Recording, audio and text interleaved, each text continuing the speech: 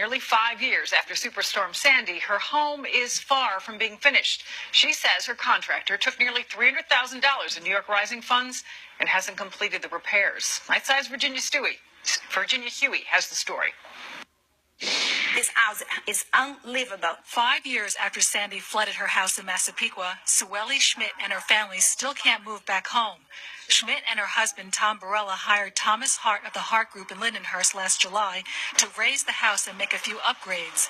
They say Hart told them he's an architect and he'd complete the project in 5 months. But he's been extremely negligent and neglectful with the project. This man damaged my house more than Sandy. Barella and Schmidt say Hart is not a licensed architect and he's turned out to be a contractor from hell.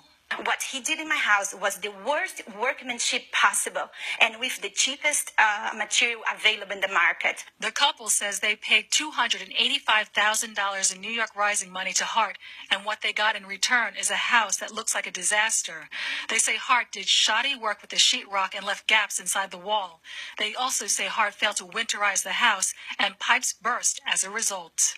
There's about 20 locations in the home where pipes burst, spraying water all over the place. So that set us back a lot. The couple says Hart improperly installed the window doors. It's not vertical, the side lights are not aligned with the window itself, and the entire window is out about half an inch. They also say Hart's installation of the sprinkler system is flawed, and he failed to get proper permits to do the work. He doesn't have the knowledge. He doesn't know what's wrong and what's right. The couple is not alone in their frustration with Hart.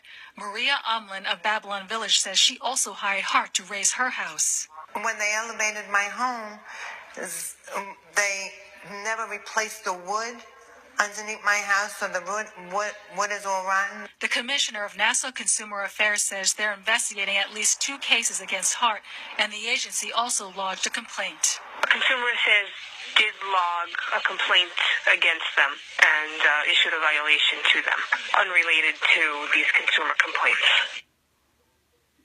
Now, I called Hart for comment, but the person who answered hung up the phone.